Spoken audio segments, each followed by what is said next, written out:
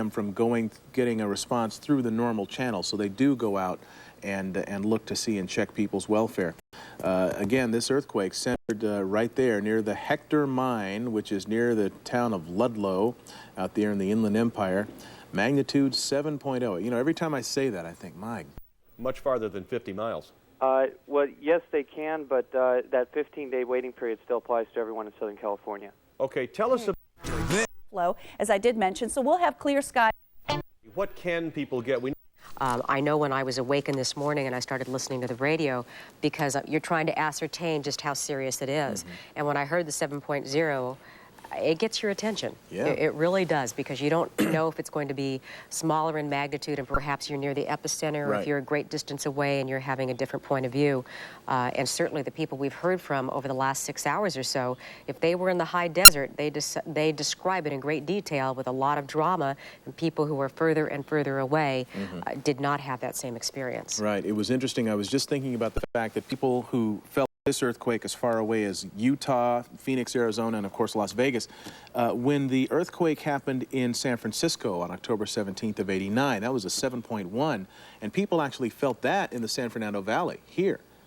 You know, hundreds of miles away from San Francisco, but people did feel that in parts of Southern California. So the shock waves do travel, and especially when you talk about something of that size, people can certainly feel it quite a distance away. But as they've mentioned, the way you feel it changes depending on where you are. Right. The farther away you are, the more likely you are to experience a rolling motion as opposed to a sharp jolt. But the duration of the quake certainly makes it no picnic, no matter what the motion is. And the type of structure you're in. I mean, we saw in Mexico City when that earthquake hit that there were unreinforced brick, and those buildings absolutely collapsed, and so many people died because of it. And also the type of soil that your structure is built on. These all enter into your ability to survive, and also how your property fares too. So we've learned a lot over the years, just living in Southern California, watching and studying earthquakes. And as you pointed out earlier, and Gene as well, the technology is getting so much better. Right. Right, able to keep an eye on things, not so much with an eye toward predicting them at this point, but just learning as much as possible about them, maybe towards applying the data at some point when the technology and the knowledge has reached a certain point. Then there will be a sense of being able to perhaps one day predict them. But right now, they're just gathering every bit of information they can, and they're doing it in a variety of ways, through a website that they have where people can log on and tell Caltech how they felt it, and they'll be able to generate a map, color-coded map, that shows how well or how poorly people felt the earthquake. They have global positioning satellites that can tell within a centimeter how far the ground has been displaced or moved by the earthquake. They can use that to kind of map the fault, find out where this fault is. There's a host of information that's going to come from this quake that's going to make the body of knowledge about earthquakes that much greater. Right, and we are continuing to acquire knowledge. We have Gene Gleason out at Caltech, and he's going to bring us up to date out there. Gene? Well, Laura, not too much to report. We haven't had any updates in probably about 45 minutes now from either Kate Hutton or the other seismologists here, but they are in their seismology center, which is just the next room over, and as soon as anything significant happens, if it does, then of course they would be in here briefing us. But I think it's probably from the standpoint of the nerves of people in Southern California are very, very delighted that there haven't been any major developments since the last big aftershock, which was just before 6 o'clock. That was the 5.8. Let's point out these two maps once again for you. The first one, of course, is the one that we were talking about. As they realize it's also a good idea to conduct earthquake drills.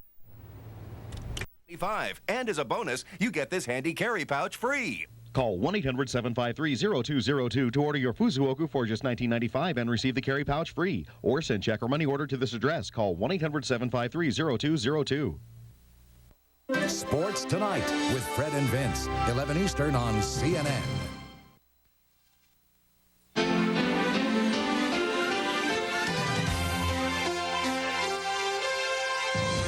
A powerful earthquake hit Southern California. Now come the aftershocks. And Hurricane Irene leaves much of Florida in the dark. Much worse could be in store for the Carolinas. It's 12...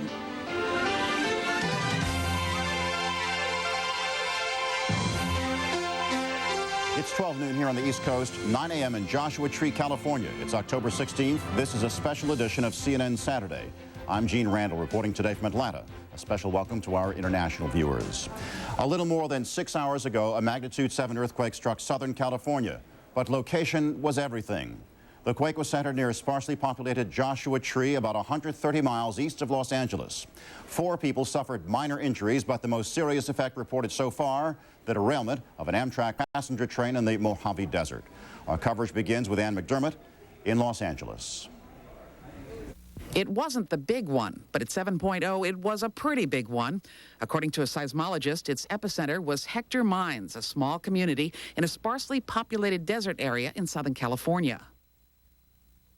She's exaggerating, but there have been only a few minor injuries reported, along with scattered natural gas line breaks and some power outages, a damaged highway overpass, and a train derailment. Again, only a couple of minor injuries when this Amtrak passenger train went off its rails near Barstow.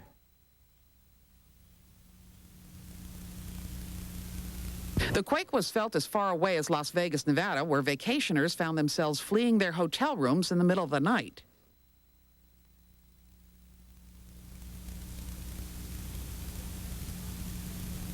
The quake was also felt strongly in Los Angeles, which is roughly 100 miles east of the epicenter. The long rolling motion woke people up and evoked memories of quakes past. The 7.3 Landers quake of 1992 and the violent earthquake that rocked LA's heavily populated San Fernando Valley back in 1994. That quake, a 6.7, killed scores of people and caused billions of dollars in damages. TV stations, meanwhile, accustomed to quakes, swung into action, reporting on trouble spots and offering explanations. We will have extensive coverage from both Los Angeles and the Mojave Desert. We begin in the Southern California desert with CNN's Siobhan Darrow at 29 Palms, not far from the epicenter of the quake. Siobhan?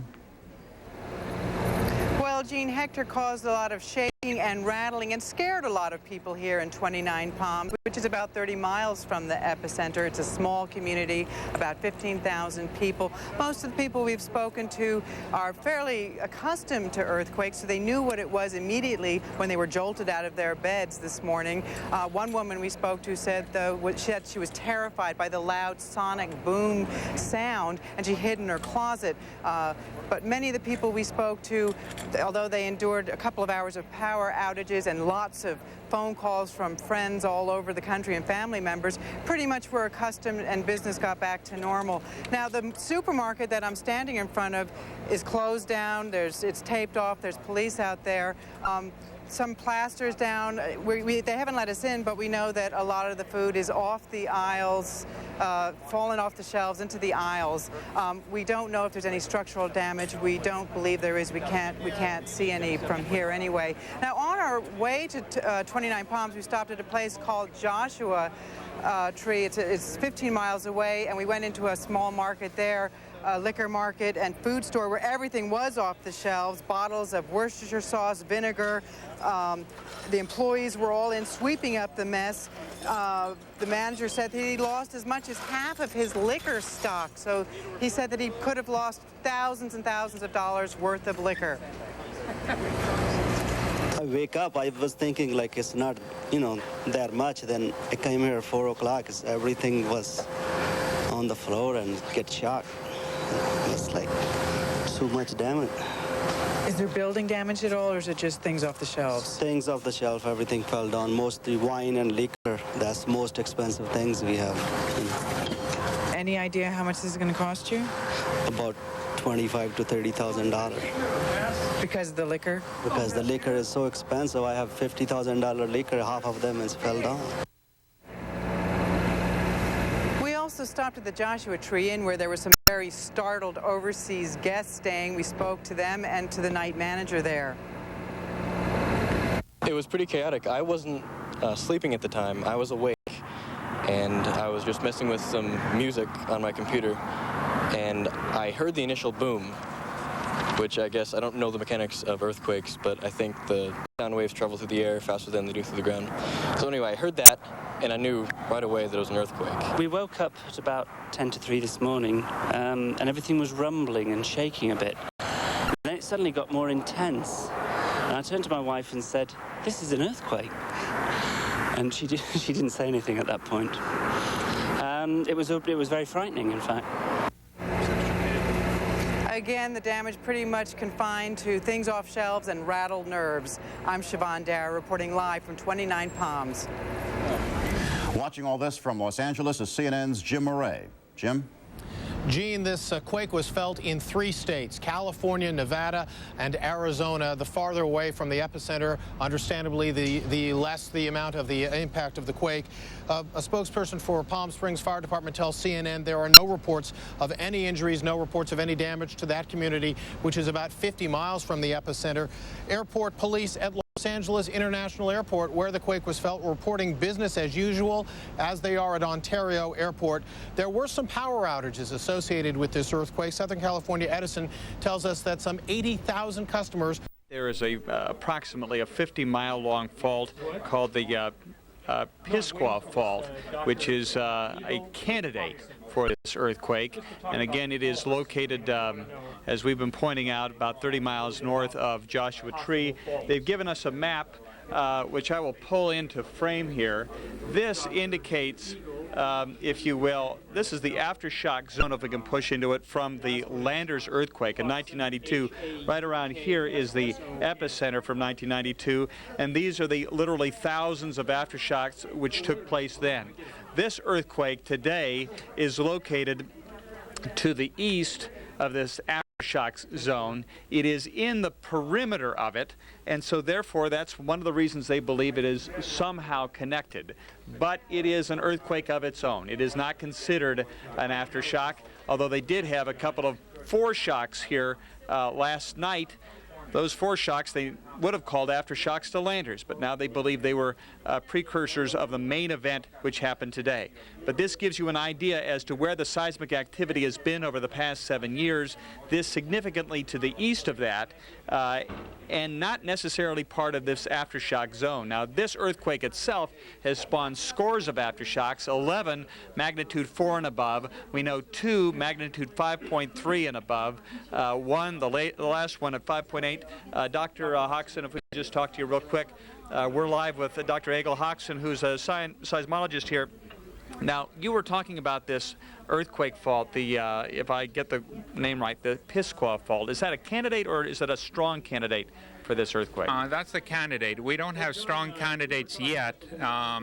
We need to get people on the ground looking for the scarp and comparing where the scarp is with the fault maps to get the ground truth of which fault caused this earthquake. Now, as we've been mentioning, that this aftershock sequence on this earthquake is normal. What we've seen thus far is very similar to Landers. Is that not correct? That's correct. We've had 2 large aftershocks, a magnitude 5.3 and a magnitude 5.8. We have had hundreds of smaller ones, if not thousands, and aftershowks will continue, and so far there's nothing unusual about the aftershock sequence. We've been noticing that from the map that we showed just a moment ago, this is to the east of the main aftershock zone of the Landers quake. There was some suggestion that at some point this was actually going to be a Landers aftershock, but it's an earthquake in its own right, somehow related in the overall seismology of the region. Yeah, this earthquake and the Landers earthquake occurred within an area that we refer to as the Eastern California shear zone, and the Landers earthquake daisy-chained up together a bunch of fault segments up to a rupture length of about 64 miles. This earthquake will be smaller in rupture length, and it's located 20 now to the east-southeast of Cape Canaveral, the very latest location. Some of those stronger rain bands are working their way onto the Florida coast, and we could see up to 5 inches plus, even 4 to 8 inches of additional rainfall, locally heavy along the coastal areas, and you'll see that increasing up toward the Carolinas as we go through this evening and into tomorrow. I'll show you the track a little bit later. Gene? Thanks, Arlen.